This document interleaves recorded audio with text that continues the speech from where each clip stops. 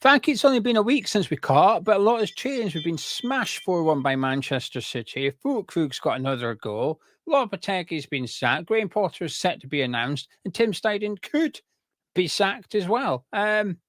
Welcome to West Ham United. Plenty going on. I would like to start with the Tim Steiden one because Lopetegui's happened. Graham Potter has yet to happen.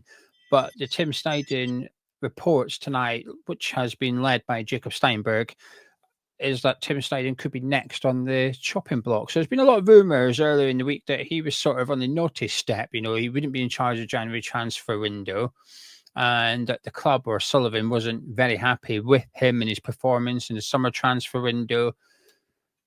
And I feel like it quietened down a little bit because of all the Lopetegui stuff. It didn't mean it had gone away per se, just we weren't discussing it as much. But Steinberg's sparked it back into what I think is an interesting debate. So Tim Steiden could be off ski. What's your thoughts on that? If it was any other football club, I'd be saying it's madness. We've just seen a picture of him that everyone sent around with Steiden sitting in front of the new manager, having a chat, looking very cosy and looking like they're making the plans for the future. So any other football club, I'd say, well, it's got to be rubbish. They're clearly sitting down. He's clearly really involved in this initial conversations. He looks quite happy. He's got a big old smile on his face. I don't buy it one second. But look at how we've handled this whole situation. It wouldn't surprise me at all. And look, you know, maybe he was involved because he's still employed to do that role and they still wanted him to do that bit. Even if he already knows that he might be off somewhere else. I've got a theory about this. I've been trying to think, well, why is he there? Because supposedly we interviewed Francesca as well, and Tim Steiden was present at that interview too. So he's been very involved in replacing Lopetegui. And it's quite a strong theory I've got on this one, Frankie. I think he's Daniel Kaczynski's eyes and ears. Because Kaczynski was the one that employed Tim Steiden and brought him to West Ham United, not David Sullivan. So when all this talks come out about Steiden getting sacked, I thought, you're going to have to run this one by Kaczynski rather than Sullivan, I think, because that's his man. And obviously in the past, there's been a couple of board members at West Ham who are Kaczynski's colleagues and employed by Kaczynski, but they've also got roles elsewhere. They're not at West Ham 24/7. And I think Tim Steiden is Kaczynski's 24/7 man at West Ham. He's the one reporting back to Kaczynski, telling him what's going on. So I think the reason, my own theory is the reason that Tim Steiden was involved would have been from a footballing aspect, but I think it's also from a Daniel Kaczynski aspect, which is you go and interview this guy, you go speak to him, then you come back to me and tell me what you think, and then I can be involved in the process, if you like. Now, what do you think about my theory? Barking up the wrong tree, or is there a little bit of merit there? No, I don't think you're probably a million miles away. I think it makes perfect sense. And that would also play into the fact that he isn't just a one-dimensional role. He seems to be everywhere, doesn't he? He seems to be heavily involved in lots of different aspects of the football club. You see him around in all sorts of capacities. So, you know, that would again play into the fact that he is not just this man we thought was whatever you want to call him, because you can call him 1,000,001 names, but a man that's going to go out and have control of our transfer strategy and the players that come and go at West Ham. He's clearly more than that. And I think that would also play into that. So, but again, if that's the case, then I'm very surprised at these rumours that we're hearing, because, I mean, Kaczynski's not going anywhere. So why would he want that man who's pivotal to, you know, his feedback and communication within what's going on at the football club? He's obviously going to want him there for as long as he can. So that's the bit I'm sort of struggling to have a strong opinion on. So do I believe Steiden will get sacked? No, I don't think he will. I think maybe Sullivan's upset with his performance of the summer transfer window and doesn't think we've had value for money. That's fine. I wouldn't necessarily disagree with that. I would suggest that some players have worked out, some players haven't. I could see why Sullivan would have grievances with that summer transfer window. But if Steiden is Kaczynski's man, and clearly he's got a bit of power at the club, because like you said, he sat there with Graham Potter one-on-one having a chat and looking cosy in a hotel lobby, a secret meeting held in a very public space, one of those intelligent things to do. But then does Sullivan then have the power to take Tim Steiden away from the transfer window? So, well, hang on a minute, you're basically a scout now. You can recommend players and you'll be involved in suggesting players, but I will have the final say.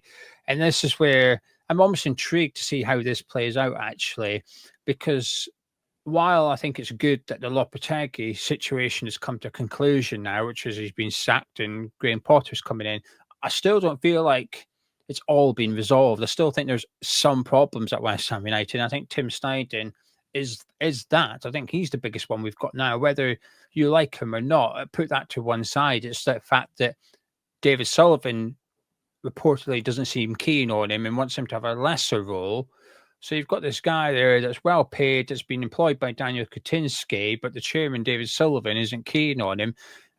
I don't think this is a great situation to be in either, especially considering A, we're in a January transfer window, and B, Graham Potter's just arrived and he's going to want business getting conducted pretty quickly, pretty swiftly, identifying targets, moving for them. So who's going to be doing that? Is it Graham Potter and David Sullivan saying, you out the way, we're bringing in the players Potter wants, or is it a case of Potter and Steiden working together and coming up with a list of targets? And I think this is the one downside. There's advantages and disadvantages of sacking a manager during the transfer window. Obviously, the advantage is you can bring in players for the new guy, but the disadvantage is any work that you've potentially done between September and now, any players you've been scouting, some of them won't be applicable to Graham Potter. Different formation, different style of play, etc. So, yeah, I'm a little bit intrigued, but a little bit nervous, if I'm honest with you, Frankie, going forward as to what the future holds for Steiden. It's not that I'm not saying I want Steiden to stay or go. I just think the mess is going to continue just in a different manner. Well, I think actually that there's a massive discussion around whether Potter's going to work or not, and everyone will have their opinions on that. But I think if you want Potter to work, you've got to give him what he had at Brighton. You can't have the Brighton way of working is going to be far more advantageous to him than the Chelsea way of working. We've seen that you can't sign the biggest names and chuck them at him and it will work. So, it has got to be a bit different. I said this to someone, they said, what do you think about him? And I said, look, you don't judge him on Chelsea. You can't judge him on that. Fair enough.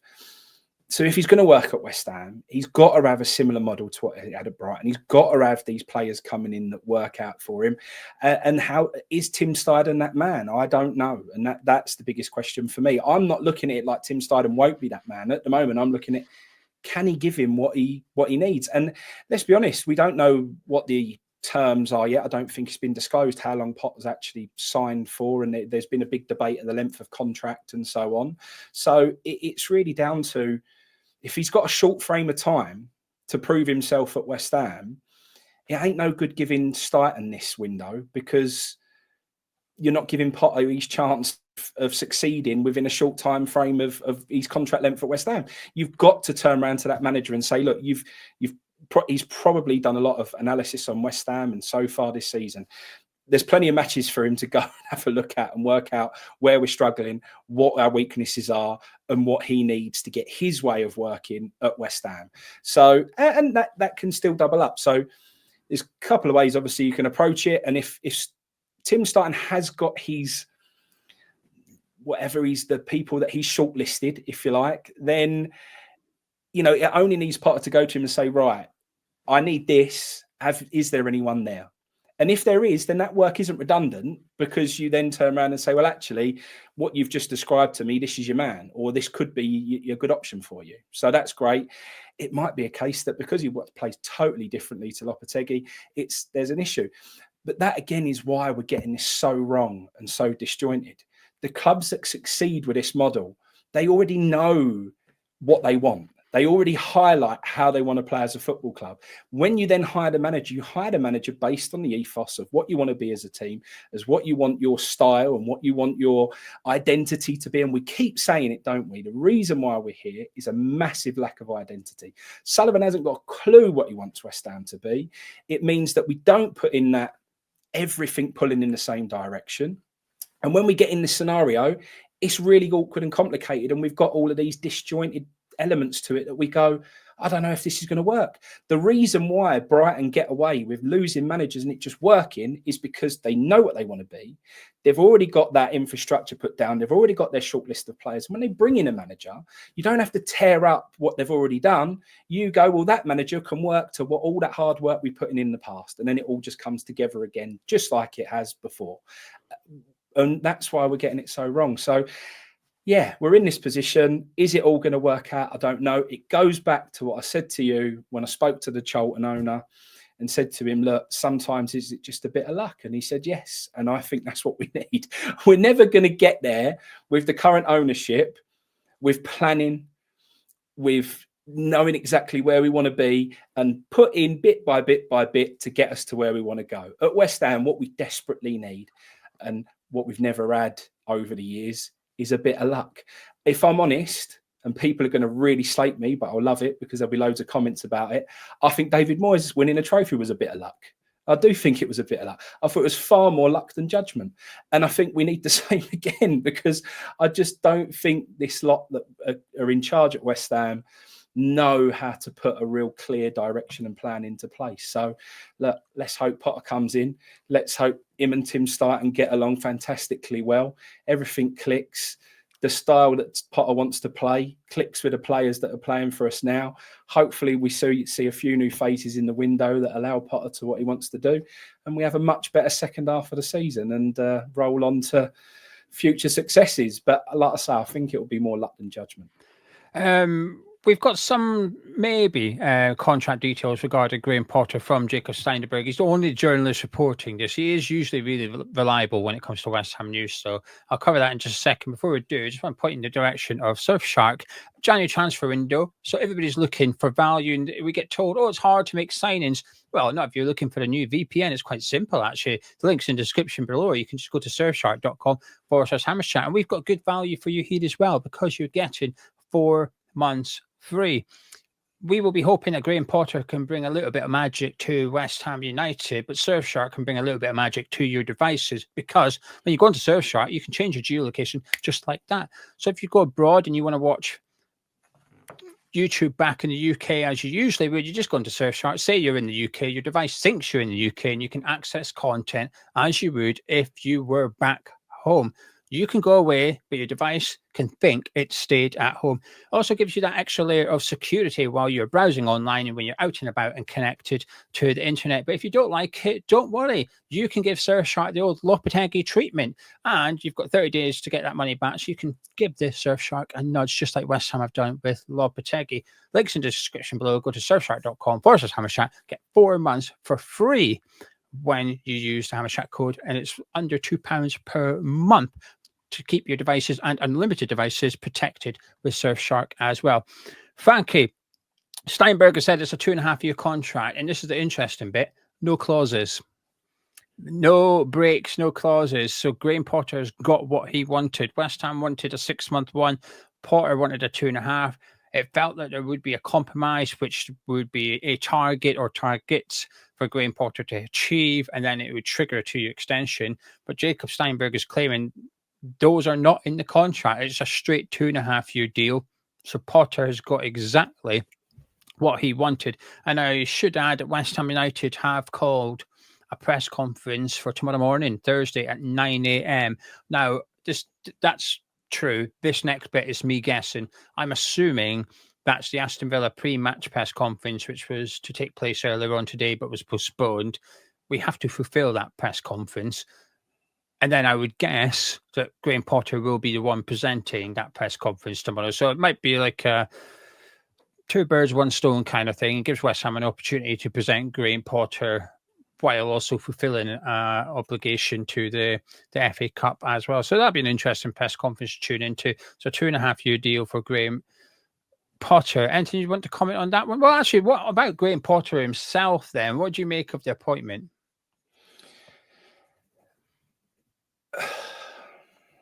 I didn't have much of an opinion on it, to be honest. Yeah. I was very much open to just seeing. I think there's 2 really different managerial appointments that he's had so far that I don't think you can take too much from either of them. I don't think you can take too much from what happened at Brighton. And I don't think you can take too much from what happened at Chelsea. I think this is really going to be, if I'm honest, I think it's the biggest job that he was going to get in football. I think he couldn't have got a bigger club than West Ham. I think this is a massive, massive job for him. I think it's his perfect, absolute perfect opportunity to prove that he is a Premier League manager, and a good Premier League manager at that. I think he's been given a real massive opportunity, and I hope he sees it that way. I hope that he gets all the enthusiasm in the world and thinks like this really is going to be I think this could define his career. I think this is it. I think if you're going to go and prove yourself, this is where you can do it, because you've got a club that's going to, you're going to have transfer money to spend. You've got some big players around you. You've got a fantastic support and fan base around you.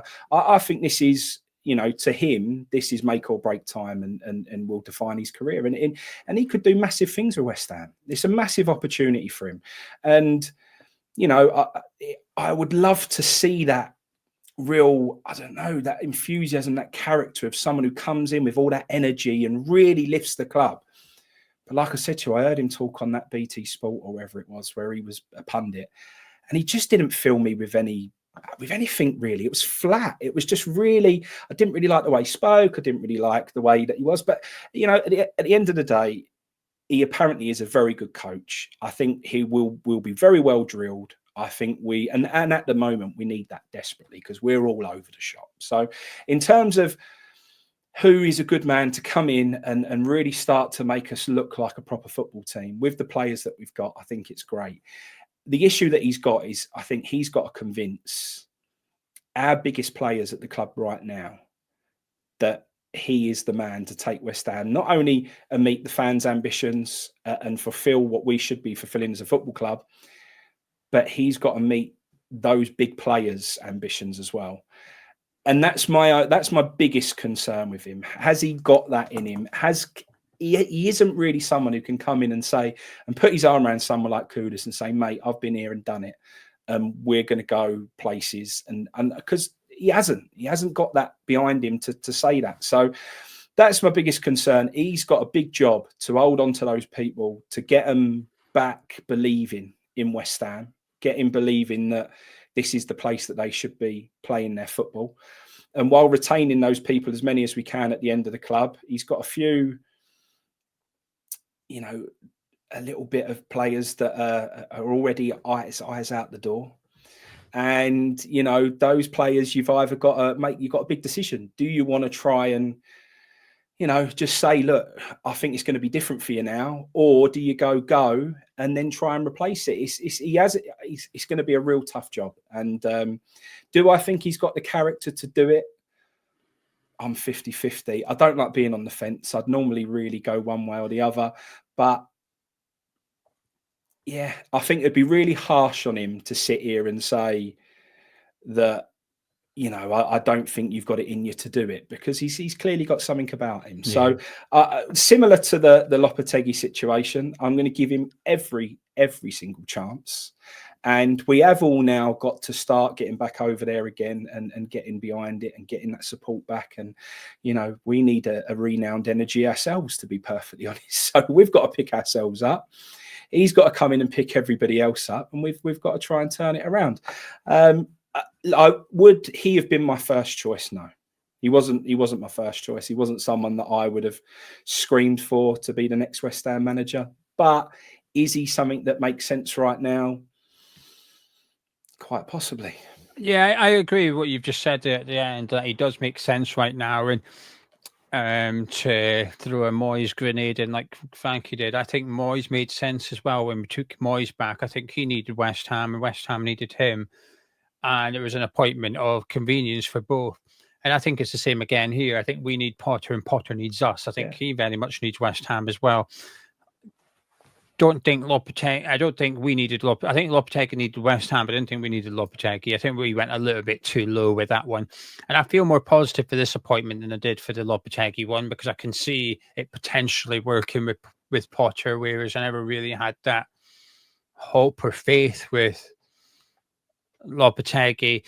he is going to require a lot. My nervousness with Potter comes that he's going to require a lot of support for a start. We've sacked all of Lopetegui's coaching team, which is good. I think that's always a good thing. I like the whole you win and lose a team kind of thing. I don't like this. When Moyes was here, there were some people, could we promote Nolan? Could we promote Heitinga? No, if Moyes fails, you'll fail. I think if you start sacking the manager and promoting, I think you might create that backstabbing culture at your club, and people will start using other people to get to play. And I think that's a dangerous thing to do. I think you've got to win and lose the team. So they've all gone, correct decision. So immediately Potter needs to be bringing in 3, 4, 5 coaches with him. A couple of those he took to Chelsea are currently unemployed, so that'll be an easy one. But there are a couple of them in new positions. One of them is assistant manager of England. One of them is an assistant manager over in the Netherlands. So it's unlikely we'll be able to get those. So he's going to have to assemble a backroom staff in the next couple of days, Graham Potter, which might be tricky. And then there's talk of him wanting Kyle McCauley from Chelsea to come in and head the recruitment side of the thing at West Ham, which is why Tim Steiden's position is a little bit fragile at the minute, because I think you could bring in Dan Ashworth and have him work with Tim Steiden. I think it's 2 different jobs completely. I don't think you can bring in Kyle McCauley to work with Tim Steiden. I think that's where you might find there's a little bit of conflict of interest there, and they're both doing the same role. So I think that's an interesting one to keep our eyes on if we do approach Chelsea to try and get who doesn't really have a specific job title. I've been trying to research what his actual job title is at Chelsea, and it's hard to get a definitive answer, because when they announced him, he obviously didn't get that much of a fanfare, because he came with quite a lot of other people from Brighton to Chelsea, including Graham Potter. So it was a bit like, oh, he's going to be the guy between the recruitment team and the coaching team. He's the man in the middle. That was his role, really. So I think he is a chief football analyst at Chelsea. So I think he's like one of the main guys when it comes to player recruitment. And he has been labelled up as being responsible for some of Brighton's better signings over the years, like Billy Gilmore, Tariq Lamptey. I'm trying to recall. I don't want to say a name and get it wrong. I know Adam Webster was another one, Mark Cucurella. I want to say Caicedo as well, but I don't want to start saying Alexis McAllister is obviously the big one, but I can't recall if he was credited with that one or not. So I'm going to leave that one out there. But when you said, does Potter have what it takes to put his arm around players and say, we're going to go places? Personally, I think the answer is yes, because I think there's evidence. Alexis McAllister, Brighton to Liverpool. Mark Cucurella, Brighton to Chelsea. Moses Caicedo, Brighton to Chelsea. I think there's quite a few players Potter's had at Brighton he's helped develop them, and they've moved on to big clubs in the Premier League. And I would assume that's what Mohamed Kudus wants to do, whether it's Liverpool or Man City or wherever. If that's what he's going to come in and do, I don't want nothing to do with it, because you come in to be West Ham. We ain't no Brighton. You come in and want to go on to bigger things. I meant what he said is you could come in and say, look, I can develop you into a top player. Where he's going to do big things is here at West Ham, the sleeping giant of West Ham United, the big club that always is meant to be the big club. We need to be the big club. So I'm hoping he can switch that and say, this is where you're going to win stuff. I think moving to Chelsea humbled him a little bit. He's spoken about it and said it was too big a move for him too early in his career. Basically, I got that one wrong. I shouldn't have gone to Chelsea. It was too soon. And I quite like that. I quite like a manager putting his hands up and saying that he's made a mistake. I think it would have been easy to point at Chelsea and say, how was I meant to succeed there? Look at all the issues. But actually to take responsibility and say he got it wrong, I think... See, you said you don't like sitting on the fence. I think there's 2 versions of sitting on the fence. I think there's version A, which is you just refuse to give an opinion on something, which is sitting on the fence. But then there's the bit which what you were doing, which is B, which is actually, I need evidence. I don't know. I need to see something before I commit. And there's nothing wrong with that. In fact, I think that's better by saying, actually, I'm not sure Potter's going to work. I need to see more of this. I need to see a bit of that before I can decide whether I like the appointment or that. And I think that's fair. And that's where I am. No sitting on the fence from me looks like this. Do I think Potter brings success to West Ham? I don't. Do I think he really comes in, organises us, gives us a platform, sort of gets the club into a steady place again, and then we can go again? That I think is far more likely. So, I agree with that. And here's the bit that's making me sit in the fences and I don't know yet. And that's because I think he needs support. And that is not something Potter himself can implement. I think that's something that Sullivan and or Brady and or Noble and or Tim Steiden, those above Potter at the club, they have to do their job to get the support around him. Because one thing I will not accept from David Sullivan is it's been quite public in the last 18, 24 months. He hasn't been a big fan of Graham Potter himself. He's not sure. He's unconvinced because he felt a lot of the success Potter had at Brighton was due to the infrastructure of Brighton, okay? Like, I agree with David Sullivan here, by the way. I think that is a big part. So he's identified why Graham Potter was successful, right? He's correctly pointed out what was around Graham Potter at Brighton and went, well, that's why he was good. So if he doesn't implement that at West Ham, then I don't want to say he's setting him Potter up to fail or throwing him under the bus. But what I do think he's doing is not giving him the best chance of succeeding at West Ham United, because you've identified he needs the recruitment side, he needs the player development, he needs all these things in place. Fine. Graham Potter's going to tell you a couple of the people to go and get. Kyle McCauley's not coming in to play football. He's coming in to help implement what he had at Brighton and Swansea. Dan Ashworth, who's currently unemployed, it might cost money. I don't know if he's on gardening leave at Man United or if he's completely dismissed, but he doesn't have a club at the minute.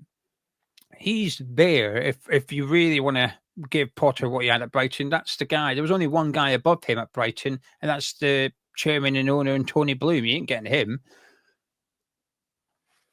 Sullivan now needs to back up his own theory about Graham Potter. Back it up. Go get him what he needs. You've given him a 2.5-year deal, and I find that strange because it's not a long contract, I don't think. 2.5 years isn't a 5-year deal, is it? It's almost a bit of a halfway house, really, which is a you'll do for now kind of contract.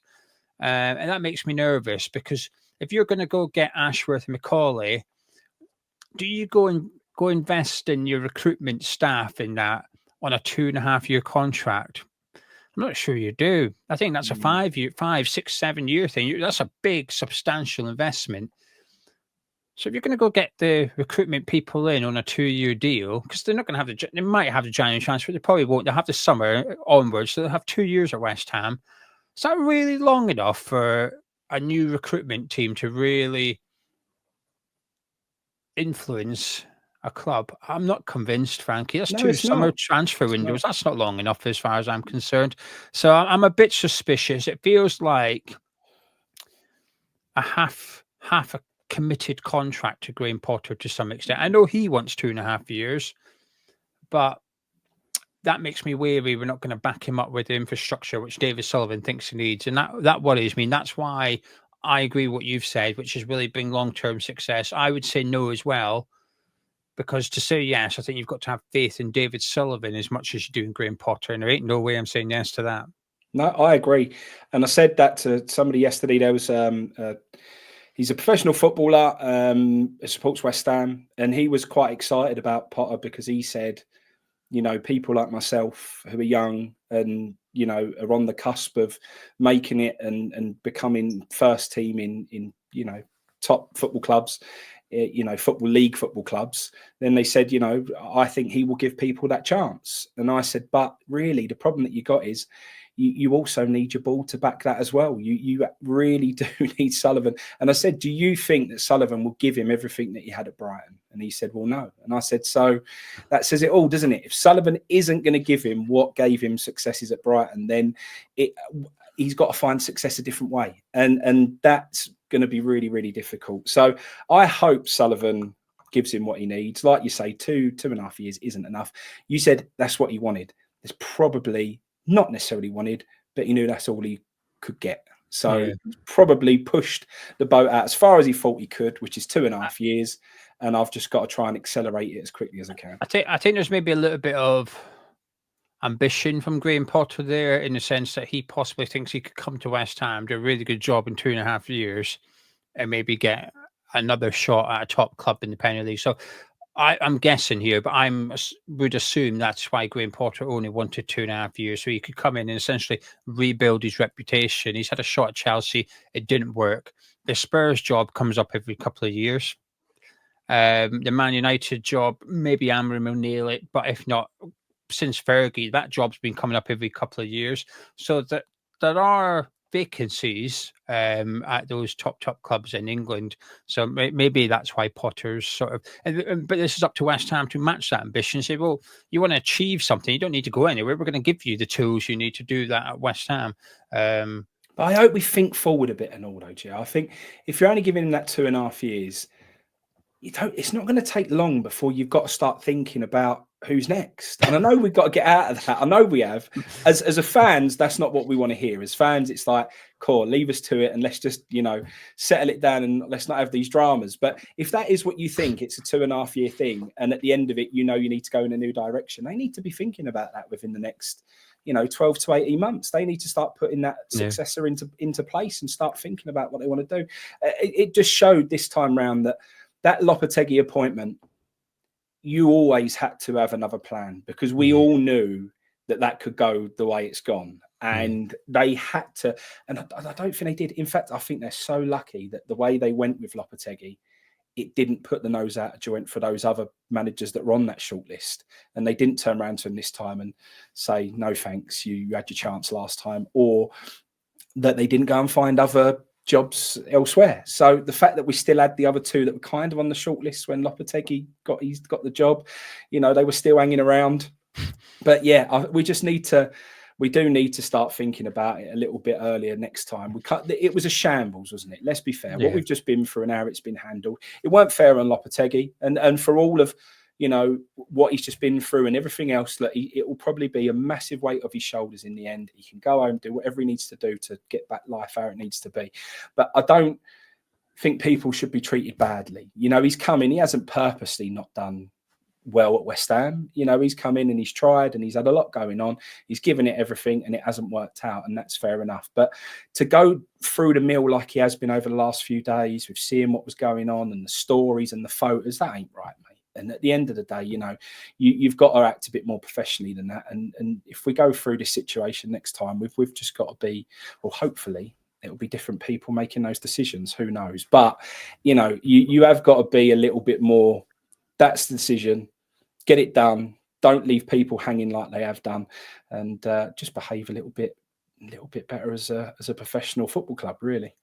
Well, to end the podcast, before we do, Frankie, I'm going to ask you to summarise. So it could be about Lopetegui, Potter, whatever. I'm going to ask you. I'm going to give you the floor, and you can say what you want if you like. And before we do that, if you people listening at home or watching at home, can you please drop a like on the video by clicking the thumbs up and subscribe if you're new to the Hammers Chat channel. Both things are free and helps us out quite a bit. Frankie, the floor is yours. Yeah, I just think that at the end of the day, what's done's done. We move on. That's how it is in football. All I've got to say is the Lopetegui thing, it's done now. We draw a line under it, we move on. But, we got to that stage at the end of it where things were getting a little bit stale. It was a little bit quiet over the stadium, and the last few games, there hasn't been that sort of atmosphere that we need. And we do need to really pick the team back up again. It's a new year, new start. We can go in it with a fresh manager, put that first part of the league behind us, and let's try and get behind the boys in the second half and try and turn the season around a little bit, because come what may, when it's all done, we want to hold on to some of these talents that we've got, and then let Potter go into that window and bring in the boys that hopefully sets us up for, kicking on and achieving what we want to achieve as West Ham fans. So fingers crossed, mate, it all works out. All get behind him, all give it the time that it needs to as well. I know we've just been through giving time. And I think for all of where we ended up with a lot of people saying Lopetegui wasn't the right man, I think we were really patient as a football club, to be honest. I think we didn't jump too early. And I don't think there was that same basically attacking each other and getting to that where there was this real horrible, two-sided thing on social media and stuff. I think it was easy for us to agree on it in the end because it was all obvious that we all agreed that we needed to change of direction. But yeah, I think we was patient. I think we did what we need to do. I was really confident this year that we'd become a bit more united as a fan base again, and it would feel a bit better over there. So hopefully, I know we've got the Villa away. I know all the boys who are going up there will really enjoy that one. I won't be at that one, unfortunately, because I've got other commitments now. So I will be training Saturday and matches on Sunday. So I've got to do that. But I hope everyone goes up there and enjoys it. Hope for a bit of a new manager bounce and we get one over and one up there. And that would keep our season alive, wouldn't it? A little FA Cup run would do us the world of good to just give us something to, just G us all up a little bit. So yeah, fingers crossed we get through that and then get a decent home draw in the next round, which we seem to get the worst draws in the world. And then just hopefully it sparks a more fun and enjoyable second half of the season for all of us West Ham fans. Yeah, I'm gonna begin my conclusion with a little bit of ruthlessness and then a little bit of positivity. Actually, and the ruthlessness comes with Lopetegui. I'm bloody glad he's gone.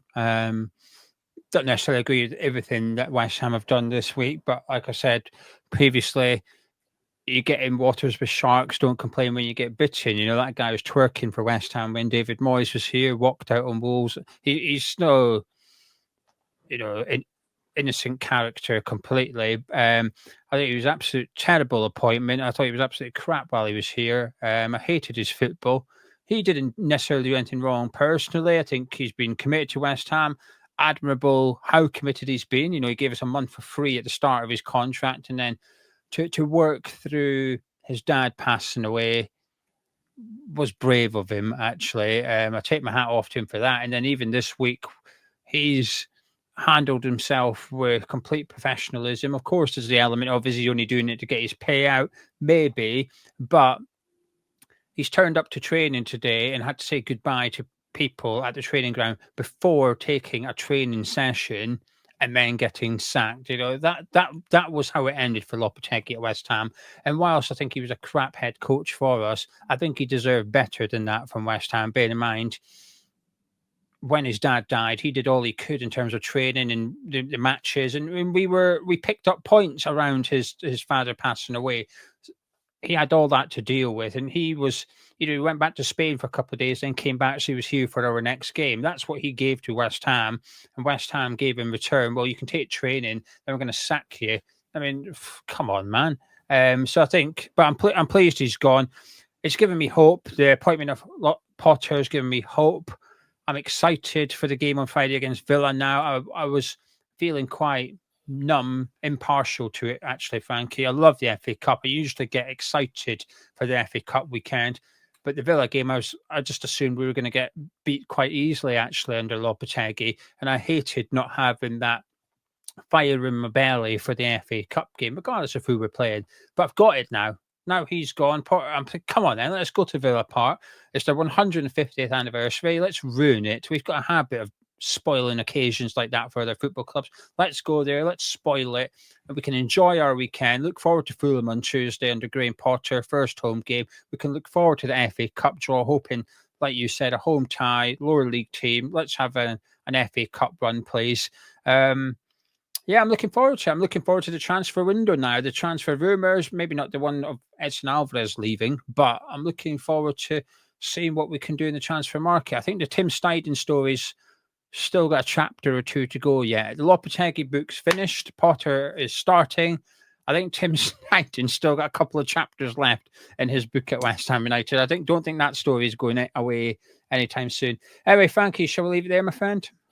Let's leave it there. I've enjoyed it, mate. I'm looking forward to seeing that thumbnail of you in the suit and tie. I'd like to see you actually on screen in the suit and tie, mate. That'd be interesting. I don't fit my suit. I'm too fat now.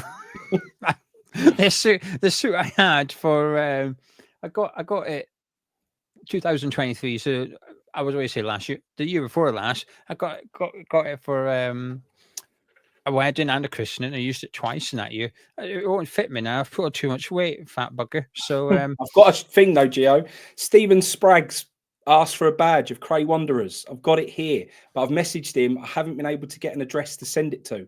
If anybody knows how to get hold of him, I can get that to you, because and I'll get that to him. He's better known. A lot of people will know him. He's known as Bowling Badges on social media, and he's been on News at Mother Brown for like years and years. He's known as Bowling Badges on social media. That's who Steven. So there you go, Frankie. That's very kind of you. But that's why he wants a badge. He's got hundreds and thousands of badges. Steve does. So it's very, very kind. He used to. When Hammers Chat started, we started as an online forum, and he posted a lot on there, and he posted badge of the day every day. Yeah. He put random ones, not West Ham ones, just random badges from his collection and stuff like that. So there you go. Stephen, thank you. You might be watching this. I'll get in touch with you. We'll get your address and we'll get this Frankie sent it to you. Anyway, right, you guys at home, you better have already dropped like on video, but if not, you've still got an opportunity to do it now. Skype you to have a chat, myself and Frankie. Oh, before we go, Frankie, score prediction Friday. What are you saying? 2-0 West Ham. Oh, love that. Right, we'll catch you in a bit.